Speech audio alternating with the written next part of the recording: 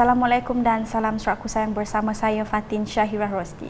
Berita utama, pengurusan pelabuhan yang efisien dan cekap penting bagi menjayakan strategi pembangunan Sarawak pasca COVID-19 2030 PCDS 2030.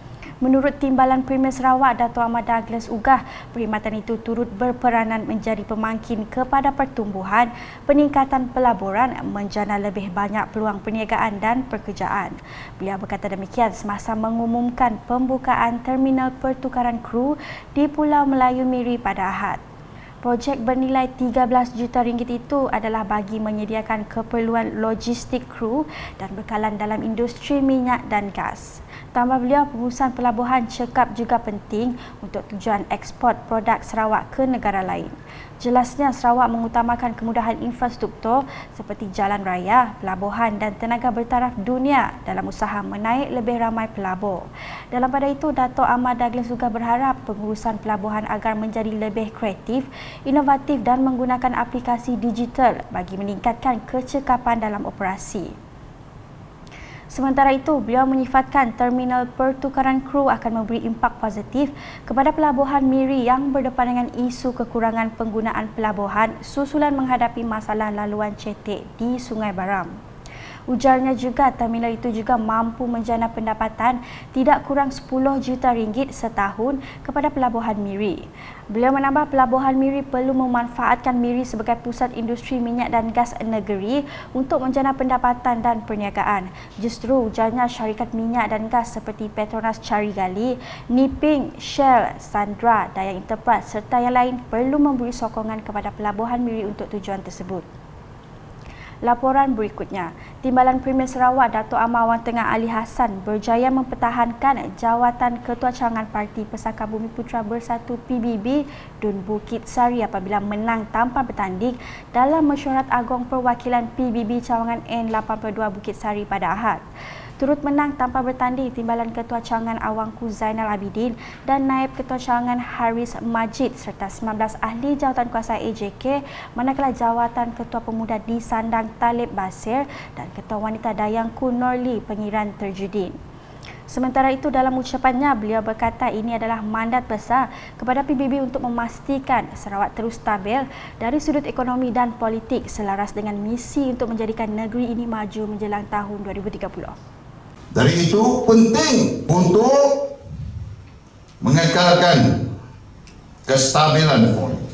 Dan dengan kestabilan politik, kerajaan yang kuat, yang mempunyai dasar halat tuju yang jelas, insya-Allah dengan terlaksananya semua kemudahan-kemudahan asas, maka ianya akan dapat menarik pihak swasta, para pelabur semada daripada dalam untuk menggerakkan lagi proses pembangunan, untuk meningkatkan lagi kegiatan ekonomi. Tambah beliau, pada tahun 2020, Sarawak telah menerima pelaburan luar negara melebihi 15.7 bilion ringgit dan merupakan pelaburan tertinggi dicatatkan di Malaysia disebabkan para pelabur yakin dengan kestabilan Sarawak. Ahli Dewan Undangan Negeri Bukit Sari itu juga berharap cadangan pelaburan petrokimia bersepadu di Lawas akan dapat dilaksanakan sekaligus membuka peluang pekerjaan kepada penduduk tempatan serta meningkatkan ekonomi Sarawak. Dan kita berharap cadangan pelaburan di Lawas ini dalam petrokimia bersepadu akan dapat dilaksanakan. Berita seterusnya, Kementerian Utiliti dan Telekomunikasi Sarawak akan menganjurkan Persidangan Utiliti dan Telekomunikasi Sarawak 2022 bertempat di UCSI Hotel Kuching bermula 31 Mac sehingga 1 April 2022.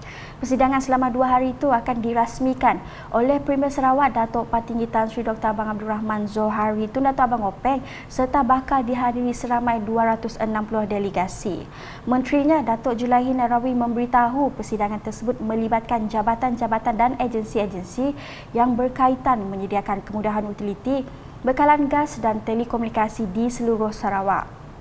Kita dapati bahawa dalam usaha kita menyediakan kemudahan air, bekalan elektrik, gas dan telekomunikasi di seluruh Sarawak, kita berdepan dengan banyak cabaran, banyak challenges dan isu yang perlu kita hadapi, dan ianya perlu ditangani dengan kerjasama daripada semua pihak yang terlibat, sama ada di kementerian kami di peringkat Sarawak, di kalangan jabatan dan agensi yang berkaitan yang menyediakan kemudahan bekalan air, elektrik, gas dan telekomunikasi. Beliau berkata dalam sidang media mengenai persidangan utiliti dan telekomunikasi 2022 di Imperial Hotel pada Isnin. Bertemakan Challenges and the Way Forward in Providing Utilities and Telecommunications in Sarawak by the Year of 2030, persidangan itu akan menampilkan 13 kertas kerja teknikal yang bakal dibentangkan oleh agensi kerajaan masing-masing. Antara agensi yang terlibat dalam pembentangan tersebut adalah Sarawak Energy Berhad SEB, Petroleum Sarawak Petros, Jabatan Bekalan Air Luar Bandar JBAB, Jabatan Pengairan dan Saliran JPS, Jabatan Kejarah JKA dan Jabatan Tanah dan Survey.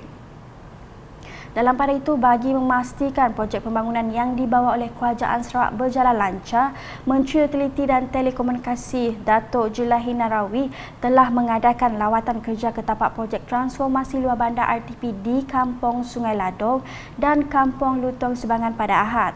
Antara projek-projek yang dilawati ialah naik taraf perkarangan pusat penjajah Kampung Ladong yang bernilai RM100,000. Dalam lawatan itu, Datuk Julaihi mencadangkan supaya pusat penjajah ini digunakan sebagai tapak mini bazar Ramadan akan datang bagi membolehkan penduduk menjual beberapa produk tempatan. Sejurus lepas itu, beliau meninjau pembinaan masjid baru Sebangan yang masih dalam pembinaan. Datuk Julaihi yang juga ahli Dewan Undangan Negeri Sebuyau berpuas hati dengan perkembangan pembinaan projek berkenaan.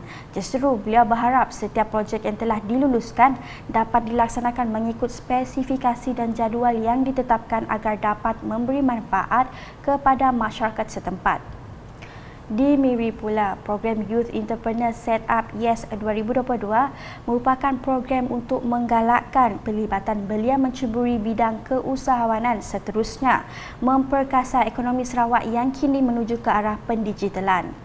Menteri Belia Sukan dan Pembangunan Usahawan Sarawak, Datuk Seri Abdul Karim Rahman Hamzah berkata, beliau berharap program sebegini dapat dijadikan sebagai program tahunan kerana ia signifikan dalam merealisasikan hasrat kerajaan negeri untuk melahirkan dan membentuk usahawan belia Sarawak yang dinamik, berdaya saing serta berfikiran global. Berucap dalam majlis perasmian program Youth Entrepreneur Setup YES 2022 di Miri, beliau memberitahu program itu bukan sekadar dapat mengoptimumkan impak dan membangunkan belia secara menyeluruh, malah selari dengan visi kementerian ke arah belia bertaraf dunia, sukan untuk semua dan usahawan belia unggul menjelang 2030. Sementara itu, Timbalan Menteri Belia Sukan dan Pembangunan Usahawan Dr. Ripin Lamat berkata, penganjuran program YES diharapkan dapat memupuk dan menanam semangat keusahawanan dalam kalangan belia, seterusnya menjadikan bidang keusahawanan sebagai industri yang dipelopori pada masa kini. Ahli Dewan Undangan Negeri Lambir itu juga menyuruh para belia agar terus mendedahkan diri dengan lanskap serta cabaran dunia perniagaan yang sebenar supaya dapat membentuk daya tahan dan jati diri dalam mengendalikan perniagaan sendiri kelak. Sekian edisi malam bersama saya Fatin Syahira Rosti. Berita lebih lanjut boleh didapati di semua platform media sosial UKAS termasuk portal ukas.sarawak.gov.my dan UKAS channel di YouTube. Salam UKAS.